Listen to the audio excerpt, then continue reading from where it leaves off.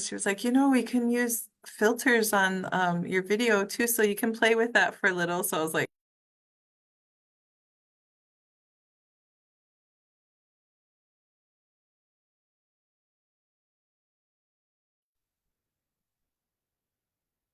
Hello, everybody. My name is Jan Severson, or Oanabe. I am the tribal liaison for MAHUBE-OTWA, and I am so excited to be here today with two of our guest speakers. We have Ruth Buffalo and Prairie Rose Seminole here. And just a little bit about Mojave. We're doing this as a kickoff event to celebrate Native American Heritage Month. And for me, I am a White Earth citizen. I also live on the Monoman in White Earth Reservation, and I am, proud to be here as the Mojave-Ottawa's tribal liaison. We are a community action partnership, and you know, the goal is to help everybody, and that includes our Indigenous relatives and family members. So that's just a little bit about me and the work that I do here with MAHUBE-OTWA. But let me go ahead and introduce. We have Ruth Buffalo and Prarie here. If you guys want to go ahead and introduce yourselves. Go ahead, my elder. hi, Dosha, hello. Yeah, it's good to be here, Mazagadads. Thank you for the invite. And yeah, it's amazing to be here. I guess Nidoshadzi Nakbaga O Madashi Mia Adash Heads. Mabe Sigids, Mazagadads Nakbaga O. I'm Ruth Buffalo. I'm an enrolled citizen of the Mandan, Hidatsa, and Arikara Nation, also known as the three affiliated tribes. I'm originally from Mandaree, North Dakota, which is located on the Fort Berthold Indian Reservation. And I am currently CEO president of the Minnesota Indian Women's Resource Center, based out of Minneapolis, Minnesota. Nawaj Nagan, Dadispan Andalaga, which way to go sted din Zagadij, Dunahe din Zagadij. Hello everyone, my name is Prairie Rose Seminole. I greeted you in my Irkra language. I'm in Fargo today, but I'm from Whitefield, North Dakota. Grew up in Fargo and live out west now. Also an enrolled tribe member of the three affiliated tribes, but I'm Arikara, Northern Cheyenne, and Dakota. On my family side, the Dakota side was removed during the Minnesota conflict with Dakota from Minnesota into the Dakota. So I feel like I'm talking to probably some of my people. Just kidding. But grateful to be here. I'm a big fan of community action networks. My mom sat on a board for community action here in North Dakota for most of my childhood. So any organization that is up to really create true steps to help low-income individuals and families become not only self-sufficient but thrive in community and connect to community. I'm really grateful for that. So a wonderful opportunity to join you all for the American Indian or Native American Heritage kickoff. Happy Us Month, yay! It's awesome that both of you were able to. Obviously, you're both incredibly inspiring, and it's really around here.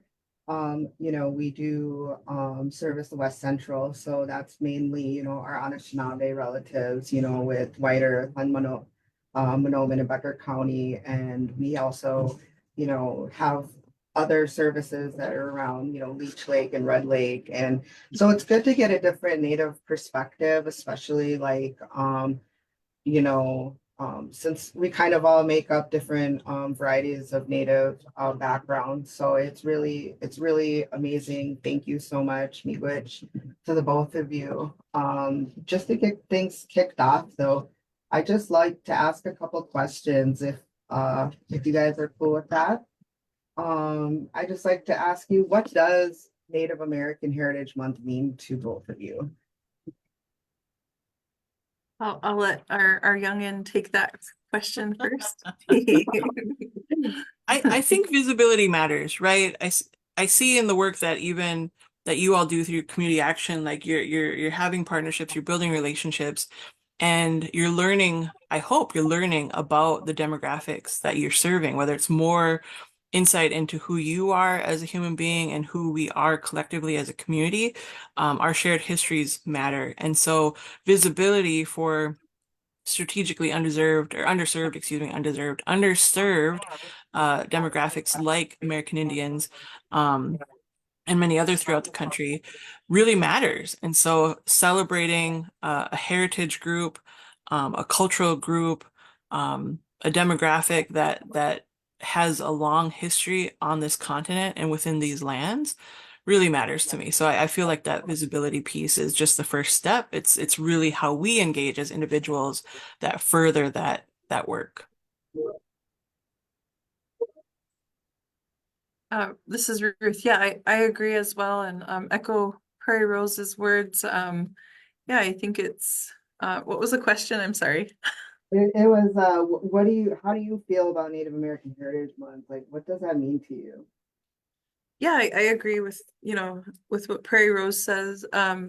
It's, I think what Native American Heritage Month to me means, a time of celebration and acknowledgement, of how far we've come. And I think in applying it to community action and the good work that you do there, I think it's always, like Prairie Rose mentioned, the visibility, because I think growing up, always, having to encounter situations where people would be surprised, like, oh, like Native Americans still exist, or oh, you're still here, or what's it like to live in a teepee, or so just kind of like different things that are still out there, which tells us like there's so much work that needs to be done to reach a point in time where it's household knowledge that we are still here, and really fully understanding why we are only a small percentage of the general what is present day United States population. So I think, yes, I think the understanding our there or then and now is important. So I think for me what Native American Heritage Month means is more of a celebration of all the goodness that exists today within our community and what will continue to exist. So yeah, that's in short what comes to mind for me. Absolutely. I have to agree with both of you. And some of our viewers don't know, but we've all been in similar community action-based circles and fighting for recognition for a lot of our people. I truly think that, um, you know, it was only since 1990 since we started celebrating Native American Heritage Month, and just like that little step, just bringing awareness, for especially like what you guys were saying, like for the community work that everybody does, it's important that people learn our past and our present. So I really appreciate your thoughts on that. And, I'd like to know just a little bit on your thoughts on, why is it important to educate, you know, on Native American issues or culture or whatever you guys think, why is that educational piece of really important. Not sure if you want me to go take turns. Yeah, no, Prairie just Rose. whoever wants to jump Okay. in first, I think why it's important that people are fully aware of the issues that impact Native yeah, in the community through maybe a community action lens. I think just understanding that um, the, the the different policies that were put in place historically oftentimes really disenfranchised our communities, and so it was hard to kind of like pull yourselves up by the bootstraps, so to speak, when we had um, all the resources. So I think, we were very rich in resources or natural resources, but also rich in our values as a people. I would say like wealthy in our language, and it's still being revitalized today, but just thinking of like sort of Pleasantville, like when things were in abundance and families were in abundance. And then when you fast forward and go through the harmful federal Indian policies and things along those lines, and how it disenfranchised the originals of these lands, and then having to try to bounce back from huge life-changing events that often tore families apart or shortened the life expectancy or the trajectory of our families and lifelines such as grandparents and knowledge holders and things. And so overcoming that great deal of trauma and not making excuses, but just, kind of telling it for what it is. That's kind of what comes to mind for me is I think how it's important to understand, because maybe there's a better avenue for more compassion and understanding in understanding why things are the way they are today and why we need to help those in most need because of what they have overcome or have endured, which could be centuries of harm that they're trying to bounce back from. Yeah. That's very, very well put, and totally agree. Yeah, I absolutely agree with that too. The reality that we have come from also different lived experiences. So I want to share a slide real quick, if I can do that, just to give you a visual on something here. Oops, 1 second. So I like to use this, and I kind of took this from one of my mentors, Dr. Don Warren. I hope you can see that. Usually in an interactive group, I'm asking, what do you see in this picture, right? And since I can't hear any of you, I'm gonna take a guess. And some folks point out the obvious, like one's standing, one's looking them directly in the eye, one's avoiding eye contact, one's gripping the hand firmly, one's not, right? Um, we occupy as Indigenous people a pretty unique space in this country. I mean, we're both a racial group and a political group. And the US Constitution and several Supreme Court cases have really determined that we were domestic dependent nations, right? And yet we are still sovereign nations. So we have and possess rights to extend self-governance, exercise treaty rights. We're all here because of a treaty. I encourage you to research that. Other laws specific to our political status. And that also means that we have kind of unique tools and opportunities available to us for creating jobs, boosting wages or income. But historically, the federal government maintained like significant control over us prior to 1924 and even into the 1980s, right? And it wasn't until, and I can talk about this later too, when it looks like we come to an understanding, it's this picture that I show people because it allows us to see two individuals at an intersection of their lives, and they're both acting according to their cultural norms and their values. So for Indigenous people at this time, this is a picture of Chief Red Cloud and one of the Indian agents, whose name's escaping me at the moment, but I'm sure his name's written on my notes on the slide, but can't share that. This is the first time I'm sharing this way. But when you look at that dominant culture saying, I know what's right for you, I'm coming to the table knowing exactly what you need, right? How good are those relationships going to be when you're coming from completely different lived experiences and meeting each other where you're at appropriately from your culture and from your values and your expression of self, and yet you're not meeting heart to heart, right?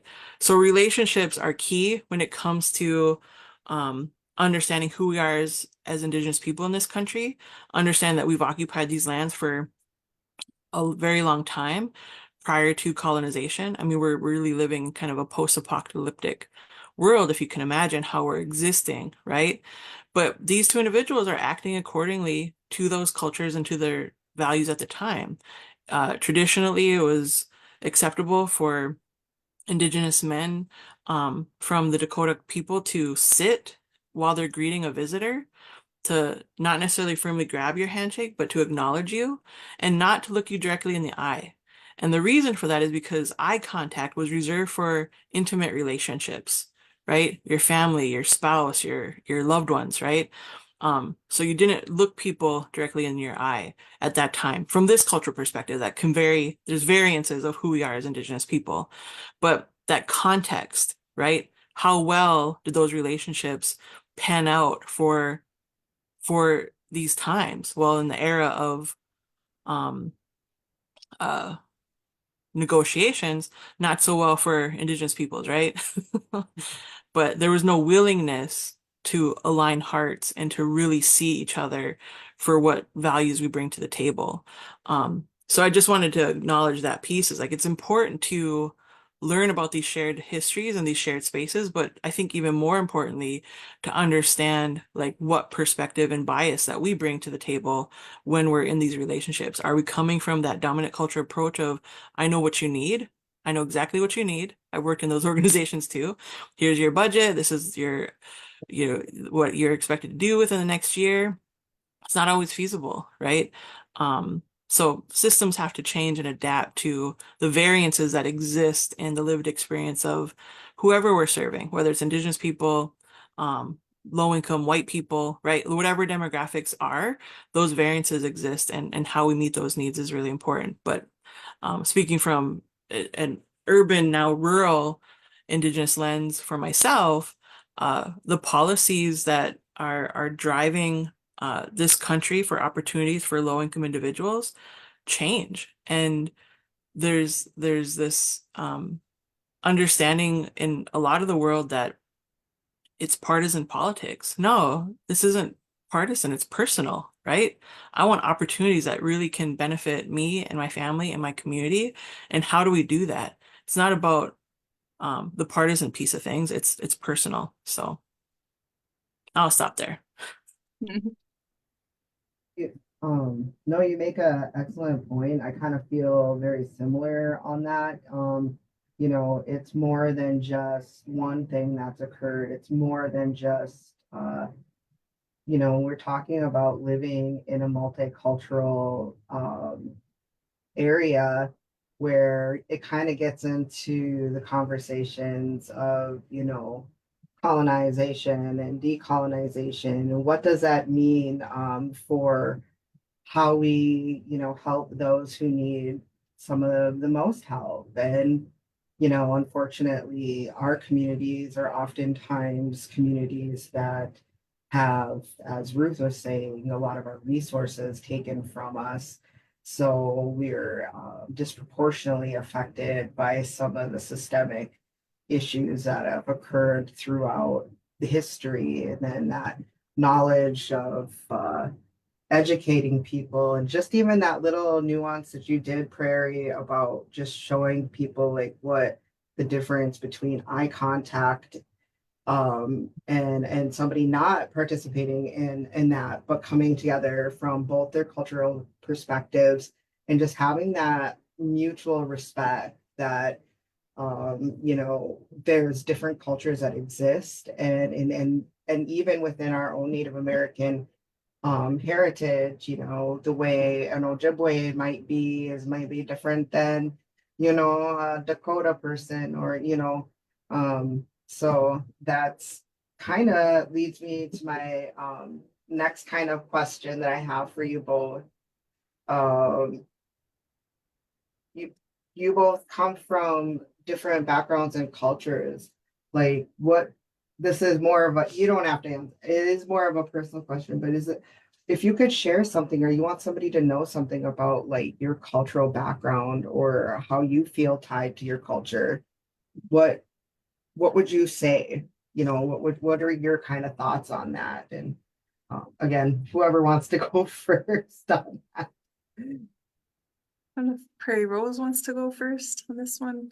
Can go back and forth, I guess. Yeah, I think that's cool.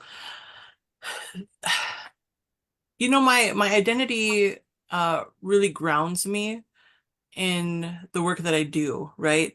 Because I live in a system that wasn't created for me or people or by people like me, right? So it doesn't necessarily benefit people like me. And I come from a mixed heritage background too, but my identity, living on the reservation now, knowing my rights. And I've been somebody who's been politically savvy most of my life because I served early on in appointed leadership offices with my city government and then with my state government and then with political parties and then on a national level. So I've gotten insight into these inner workings of the systems and who's making decisions, right? But every time I'm in those spaces, it's my cultural heritage and identity that is kind of leading my presence in that space. And sometimes I'm the only Native person. Sometimes I'm the only woman. Sometimes I'm the only Native woman, right? Like sometimes I'm also like the youth in the room. And I'm not super young anymore, but I'm still young in a lot of the spaces that are making decisions about all of us, right? So in that context, when I want people to know about my culture, I usually kind of start with that Indian 101, like we're not a monolith, where there's 577 federally recognized tribes on 328 land bases or reservations, if you will, right? Shared spaces, like the Mandan Hidatsa Rikra were recognized as one nation, right? And but you have the land of Oceti Sakowin, you know, the Dakota Yankton people throughout the Dakotas in Minnesota and Canada who are recognized individually. And then even in Minnesota, you've got your Minnesota Chippewa tribes all acting as one conglomerate, right? But they're all independent entities all on their own, right? And we have variances amongst our culture and traditions. Um, so I kind of start at like the higher level of those pieces, but those who want to get to know me, then I'll kind of open up about who we are as an agrarian people and horse people and, you know, how we have these ways of life that tie us to the land. And so when we look at the issues and the disparities in our community, people are like, well, you know, we have a high rate of missing and murdered Indigenous relatives. Well, why are you getting yourselves killed, right? Why are you doing this? It's not us, it's these systems, right? And the layers and the weight of these systems, and the barriers to preventing our self-determination and our autonomy as a people collectively to govern ourselves. That right wasn't given to us until I mean, we had to fight really hard for it. It started in the visibility era of the late 60s with the civil rights movement. The American Indian movement was coming up just at that same time. And it was those organizing efforts, and it took allies like faith groups and non-natives to really just step forward and in those spaces with us, shine their light on the barriers that we're facing. Like, we can't teach our language, we can't practice our religion, we can't even educate our own children, right? Like, what does that do when you have forest removal for over 150 years and the deficiency with a government that isn't allowing us to be who we are? So it strips us of our identity, right? And so the threads that have been able to kind of carry forward, I mean, privileged to have some of these teachings, especially when it comes to the world around me. The literacy that my people had wasn't necessarily book smart, right? But it was knowing the land, understanding what plants drew me to water, what trees drew me to water, what water I could drink, right? You can't just drink any old water anymore, right? Those things that literacy of the world is very different. So it takes a lot of unpacking, right? But self-determination, Indian child welfare, religious freedom, those all came because allies stepped forward with us to make those movements happen. And it takes an act of Congress, really, for us to feel like we're starting to make movement in our own communities. I mean, we just got our right to educate our own children less than 40 years ago, or maybe just over 40 years ago, right? I can't math today. But you know, religious freedom, 1978, self-determination, 1978, Indian Child Welfare Act, right? In the late 70s, right? Ending the boarding school era. That the last school didn't close until 1997, right? Fargo, North Dakota, or Wahpeton, North Dakota has the last school created by an act of Congress, the Wahpeton Indian School, now the Circle of Nations School. I went to that school, right? And it wasn't handed over until the mid 90s to the Bureau of Indian Education so that they can actually teach their own kids. So you think of that. And so teaching our language, teaching our culture and our values, having a tribal college even in our communities, that's all happened in the last 40 years. So what do I want you to know is like recognize that we're still relatively new in practicing this idea that we can do this ourselves. Because we had to give ourselves the permission. First we had to fight for it. No, first we had to give ourselves permission, then we had to fight for it, and then we had to like really fight for it. Well, amazing. Thank you. And I don't know, Ruth, did you have anything that you'd like to go ahead and add to that or anything like that? Sure. What was the question? Well, just what if there's something culturally like you, if as a platform, kind of what Prairie was saying that there's so many different things to share. But if you had any thoughts on anything that you'd like people to like know about, culturally, anything you're passionate about or that you care about. Sure. Yeah, I think I know culture kind of varies from household to household. I worked at a tribal college for 7 years and led a wellness program, and was also basketball coach there for men and women's teams. But we had a cultural advisor there, Rusty Gillette's grandpa, Russell Gillette, but he would always talk about, because they kind of shifted, he had been there for so many years and he was the elder, on campus, but I think his title at the time was like cultural advisor, and he would always really drill down on the what culture is, and that it varies from household to household even, and that it's not really, so it's just kind of this almost can't really be a blanket statement in a sense, but I today in today's day and age, I think of like the culture wars or the rhetoric that's out there to sort of maybe divide our country. So I think what I would like people to know about who we are as maybe broadly speaking as Native people, or Hidatsa, Mandan, Apache, Arikara people, is that we were good people. We were, oftentimes referred to as like the ambassadors of the plains. We had one of the largest trade centers in North America. So we were very brilliant people, and we were very self-sufficient people. So that's what I would like people to know, in partly because, I went to St. Mary's boarding school, 8th and 9th grade, and always remember hearing drunk Indian jokes, at my age. And then my mom was sent to boarding school, to Wahpeton Indian boarding school, and she was 5 years old. And my grandparents, when they were, young children, they were sent to Pipestone here in Minnesota. So it runs deep, and we do have like Irish blood in our family tree on my grandma's side, but it's a little bit far back in the family tree. But my dad is Apache and my mom is Hidatsa Mandan. And my mom grew up without running water, and way out in Independence, and was almost born on a ferry, on their way to Riverdale. So they went through a lot of things that people that it just really put a dent in their, I guess you could say, DNA from trauma, having to get your last name changed so that it could sound more English. I just think of my grandpa a lot, and he was such a brilliant man, but very dark skinned, and was discriminated against, was tried to find work off the res to support his family, and he was known as one of the best horsemen from our tribal nation. But because he died at a young age, it's kind of almost lost in the fray unless we continue to keep their memory alive of who they actually were, because today I'll have people from back home say, "Oh, do you know anything about horses or this and that?" And it's like, well, actually, yes, but we were actually robbed of like growing up with my grandparents due to federal Indian boarding school, or for federal harmful policies.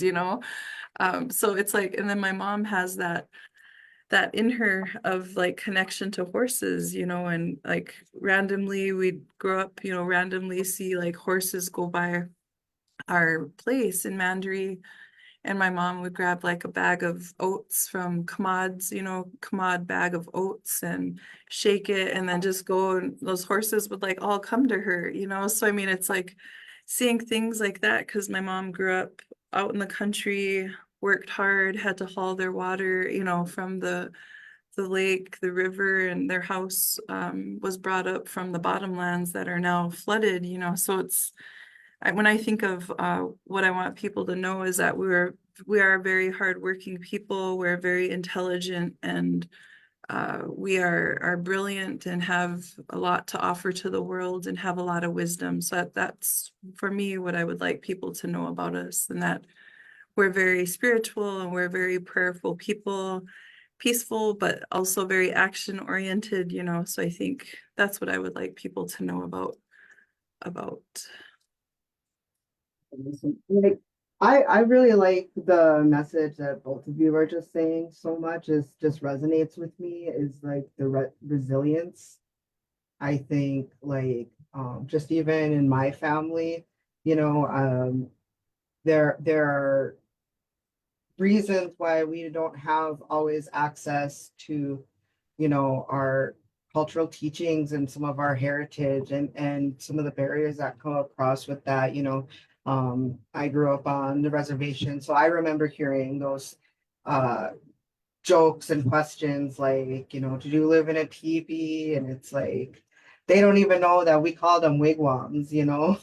Uh it's just those kinds of things that, you know, do stick with us, but the resilience piece. And just from when I was a little kid, because you know, I lived on in the city for a while and you know, I live back home now on the reservation in White Earth. And just the change over the last 25 years, like from my perspective, is just amazing. It goes back to kind of what Prarie was saying too about that language revitalization and bringing culture back and creating those ties, because even though that we have that history with the boarding schools, I just feel like our resilience, you know, to our teachings and to our cultures, because the one thing that we all share as a nation of Native peoples is that trauma with the forced removal, with that boarding school, with all that. So even though some of our cultural teachings are very different, we still all have that relation because of those policies that were implemented. And still we see today, you know, and that's kind of why I love working in community action and community-based work, because I feel like when we're all strong, you know, it's only good for everybody, you know, and that's just kind of something that I think about too. So I really appreciate both your words on that, because it's just so powerful to hear coming from powerful Indigenous women like yourselves. And I just have to ask, I mean, you guys inspire a lot of people, and I just think that the work that you do in our communities with speaking and talking your truth, you know, it's got to be tough to kind of stay inspired for yourselves, you know. And I don't know if that's true, but you know, I have to ask, you know, what keeps you guys going? What keeps you inspired to do that amazing community work that you both do?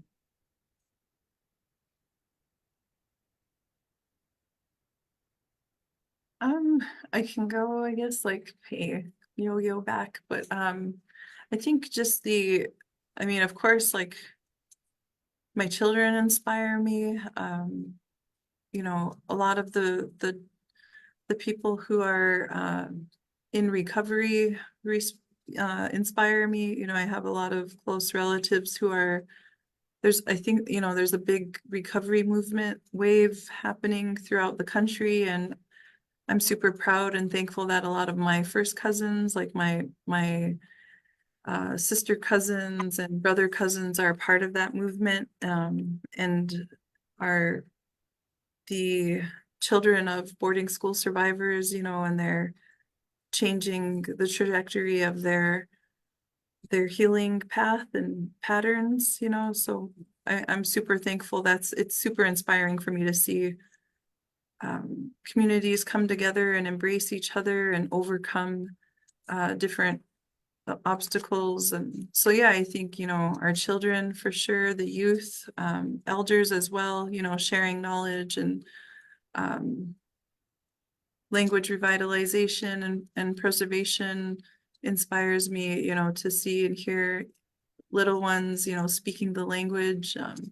My mom inspires me, you know, at her age still, on the iPad and going through the Hidadza language app at her age, trying to relearn the words that she once was fluent in, but was taken or beaten out of her at boarding school, so all of that really inspires me to keep going and to keep pushing for justice for all of us.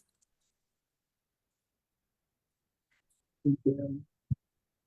Yeah, it's Um, it's not always easy, especially, moving back to the reservation, um, to the area during a pandemic, right? Like I was in a national position and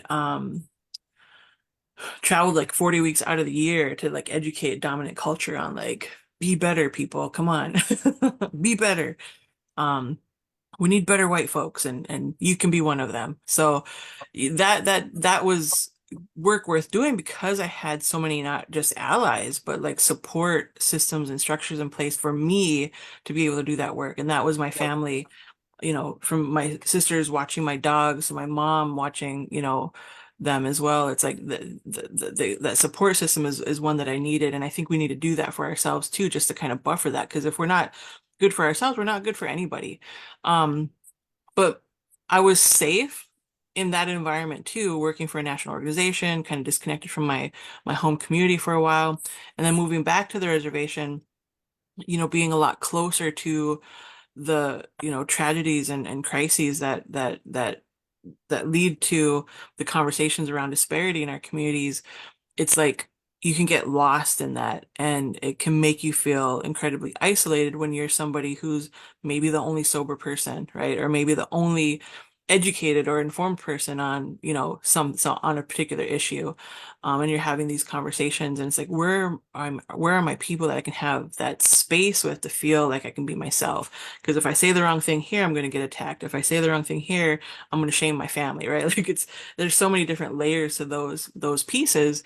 It's like, how do you stay inspired when the dynamic is often set up to cause more harm? And so I do my best to find those pathways to um that support system where there's movement actually happening, right? Where there's movement and, creating awareness around missing or indigenous relatives and why that's important, right? My brother was killed by law enforcement in Western North Dakota, and there was no traffic around that because in Western North Dakota, it was just another dead Indian, right? And even though we're still reeling with how we lost my brother, I was able to kind of pick up his horses and kind of move back home. And I found comfort in being able to kind of support that legacy that he had. He still struggled with addiction. He was formerly incarcerated. And, picking that piece up for him put me closer to some of those things. And I don't regret it. I get the horses, right? Like I get to be in this landscape that's absolutely beautiful and I can be grounded even though the weather can be 40 below and I still got to be out there because horses want to eat every day. Right? Like I can still have that relationship with my brother. I think we get so caught up in the tragedy and the crises often that we focus on that, but if surrounding yourself with support groups that allow you to move that grief into action, move that pain into advocacy, move that frustration into a movement, right? Even if it's just showing up to vote, those things matter to me.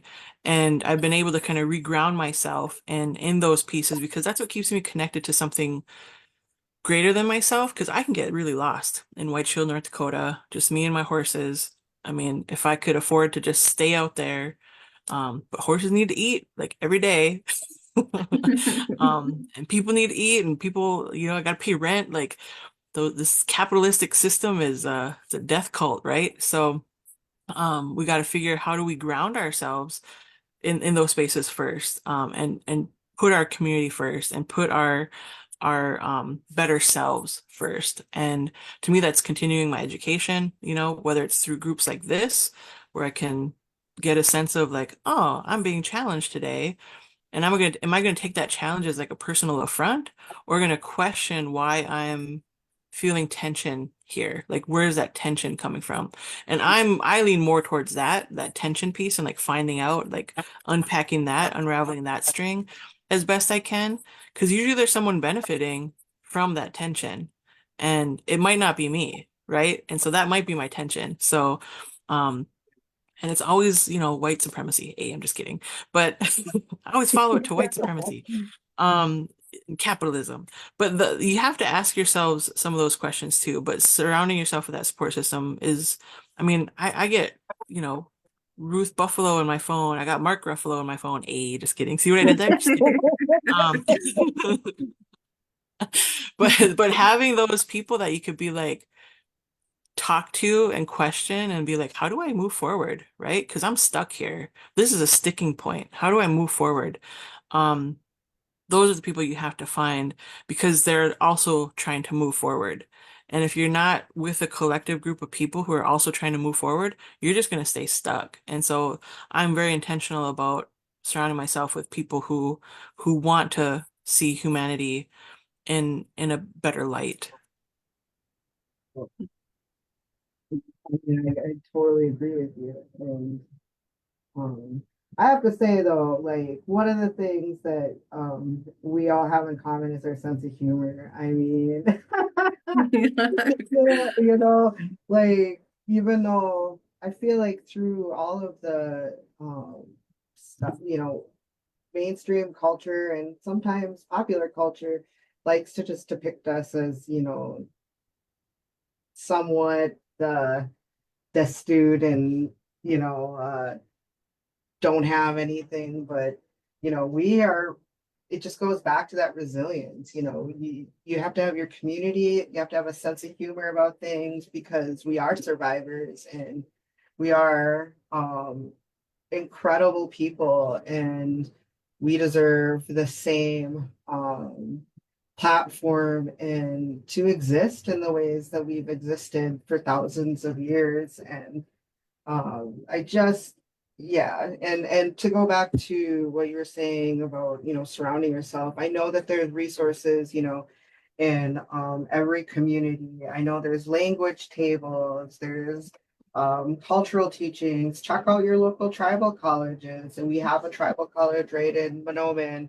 We have a tribal college in Leech Lake. We have a tribal college in Red Lake. And that's just in this area that we serve as Mojave. There's lots of different things, and then we have a resource page on our website as well for people looking to get into more connection because I truly believe whether you've had any connection to your culture or if you know anything but you're kind of curious as an indigenous person. I just feel like we owe it to ourselves to honor our ancestors and to stand proud, and you're entitled to learning your culture at any age and any level. I'm just a beginning learner on language and things like that. But, and I find so much hope in the artwork that our communities do as well. Mhm. Um, Yes. so I don't know if there's any. So anyways, that actually kind of brings me to kind of my last question for you guys. Um, One thing that I get asked a lot is how can non-Indigenous people support our communities? And Ruth, if you want to go ahead and if you had anything to say about your thoughts on that or resources that you wanted to share, let me know. Yeah, I think how allies can support our Native communities is continue to show up and support uh, some, things that are happening where, oftentimes, it does come down to the messenger and sometimes the messenger matters and whether it's like, it just, sometimes it matters in what I could articulate versus someone who looks completely different, articulate the same thing. And the trajectory gets further, because of who's receiving the messages, so so I truly believe the messenger does matter and allies can use that, in a good way to benefit those whose voices may not carry as much weight. Because I think at the end of the day, too, no matter like how much education you have or lived experience, sometimes it comes down to the lens in which you're viewed, from. And so I think, yeah, messenger matters. Using LAs can use their voice to help amplify things that we're experiencing.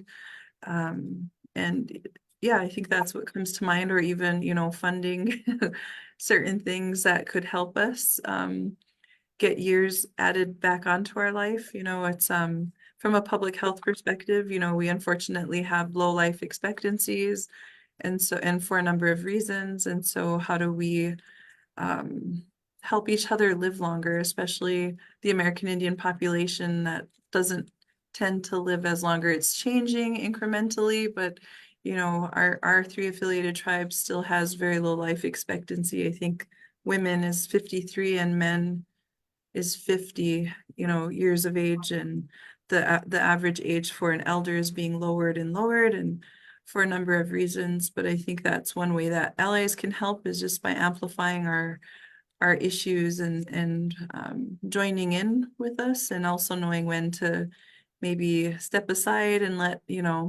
others take the lead as well. So kind of being able to navigate and amplify our voices. I think one key pressing issue right now is getting Leonard Peltier out of jail. And when you talked about artwork too, I have some of his artwork sitting here that I'm looking at, and we really are trying to humanize uh, our incarcerated relatives. And I saw that's an area with like that community action provides. I saw through your Facebook socials as like the legal assistance and things, and how that's sort of a barrier. Here at Minnesota Indian Women's Resource Center, we provide legal aid support, pro bono from a retired Hennepin prosecutor attorney. But we also provide multiple support systems and groups for kinship care, grandparents that are raising their grandchildren, or sexual assault, domestic violence support groups. And we have a drop-in center that helps our unhoused relatives with a warm meal, a shower, and a safe place to rest during the day. So I think helping fund, make sure that our doors stay open is also one sure way that LAs can help. But I just want to show this beautiful piece of artwork. Oh, but it's done by Leonard Peltier. I don't know if you can really see it. Oh, sorry, the blurriness of the background, I guess. But just trying to use your voice and amplify things that matter most to us, and equity or parity or lack thereof in every level of government and the systems, for our incarcerated relatives. Oftentimes, even with domestic violence, there's cases in Bismarck, North Dakota, where Native women are afraid to call the police, because they themselves will then be arrested, or out of the couple or the pair. And so there's a lot of work that needs to be done in finding true parity in these systems, and changing these systems, and not really. So staying consistent too, I think, with our allies is important, rather than just kind of jumping on what seems to be a trending topic at the time, when for us it's like, if this is just our reality, and we don't get the luxury of like jumping in and out of trending items or topics. So Mahadzagidads, thank you. Yeah, just to add to that, I mean, what you're doing right here, you're learning about the not just history of indigenous peoples, but kind of including some of that marginalization that we faced in our lived experience with Ruth and I and Jan too. So educating yourself on even structural discrimination, right? Like what systems are we in? Who's benefiting and who's not, right? Especially when it comes to our tribal nations and our indigenous people. You're in an area that serves what, three of the largest, or if not three, the largest Ojibwe, Anishinaabe, Chippewa tribes in Minnesota. There's a lot to acknowledge in the importance of land to people and the indigenous peoples where you serve, and where how the land grabs took place. I mean, White Earth is so what's the word I'm looking for? The the the the reality that White Earth was so broken up because of the land grab, and now we can't have full ownership of certain pieces of land because it's so broken up, right? Like there's those different things where we have to really look at that structural discrimination and how it played out in law, right? Federal law, state law, county, municipality, like those pieces have all played a role in creating barriers for Indigenous peoples to gain access to wealth, gain access to capital, to gain access to uh, uh, uh, the ability to provide for themselves and for their family and their community, right? So those are challenges that we continue to break down today, unpack and resolve in some form or fashion. So educating yourself and then acknowledging, um, oh, Indigenous people have been here for a long time, and here's how they've been discriminated against, and here's how we now can support the building of access to capital and wealth and economic development and education and language and all of these pieces that Indigenous people needs to create that environment where they can also thrive, where we can also thrive, excuse me. Um, and as Ruth said, supporting where we can, whether we're just showing up, whether we're giving our resources, time, money, talent, right? But I also want to be mindful too that try to do so in a way where you're not all of a sudden making a living on the backs of Indigenous people, right? There's so many folks in the academic world and even in just the research areas where they become experts on Indigenous people, not being Indigenous people themselves, and treat us very clinically, right? So, um, don't be that guy. Don't be that guy. Um, and then you know, avoid the microaggressions and stereotypes that are perpetuated by our behaviors and our language that we speak, right? We're not off the reservation, we're not gonna powwow, we're not gonna, do these things anymore. Let's not talk like that anymore because those come from a space where we not only oppress people, but look down on people. Think of the Minnesota and the Dakotas as some of the last territories to become states. And so there's still a very much alive us versus them mentality. Like, go back to where you came from, go back to whatever. Dude, I've been here forever, right? My people have been here forever. My part of my family was removed from the Dakotas, or removed from Minnesota into the Dakotas, right? So understanding like there's still that mentality that is incredibly harmful for Indigenous peoples and especially our young people. They're that concept of self-viability that if I see it, I can be it. We need more representation. I mean, Minnesota, I love what you have done with your Lieutenant Governor Peggy Flanagan, also a White Earth member, right? Like, could become the next governor of Minnesota. That representation really matters because now we have young people, young women, Indigenous women, and young Indigenous men thinking, I can run for office. I can make decisions in a space where I never thought I was even allowed to be in, right?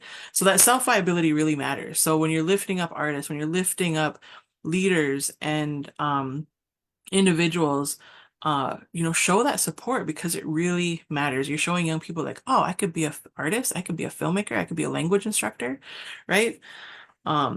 It matters. So I think we could just talk all day about all this stuff, but and as Ruth said too, like amplify our voices and our work. Find out about the issues that you might be able to step in and out of because it's not trending where you are. I totally agree with that. I'm a filmmaker as well, and my short film "We Ride for Her" is now available on the Water Bear Network. Um, and we wanted to talk about trauma in a way that didn't exploit trauma when we're talking about missing and murdered Indigenous relatives. So I encourage people to watch the film because we can now have a conversation about why this continues to exist and be pervasive because it really does matter who you vote for, right? Like at all levels. They're making decisions about people who are again on the wrong end of that institutional and structural discrimination, and it's based from that intentional uh, elimination of Indigenous peoples in this country, and we're still unpacking that and still fighting for our existence. So be better, people. We can do this together. I agree with everything that you guys are saying, and I just cannot thank you. So miigwech apachi, to you both coming and just talking to me about how you view community, how you view uh, culture, and how we can be better relatives to everybody. So we have reached the end of our time. I'm just going to check to see if there's any questions out there for us. If anybody has any questions for us, pop them in the comments. Otherwise, I'll leave some resources in the comments.